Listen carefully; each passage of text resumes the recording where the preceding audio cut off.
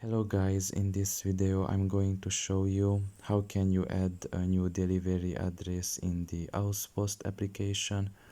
The first thing you need to do is enter the app. You should wait a little bit until the app loads in.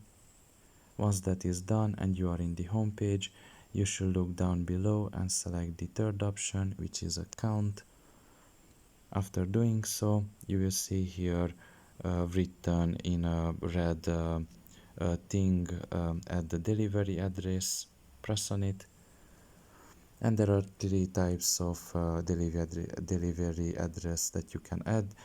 The first one is a parcel locker address, the second is a parcel collect address, and the third one is a personal address. Now, in order to add the first two, you have to go to the Google Maps and add it like that.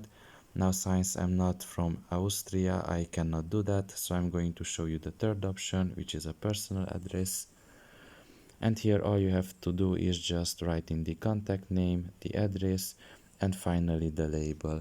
After that is done, all you have to do is just press add personal address, and it will be added basically.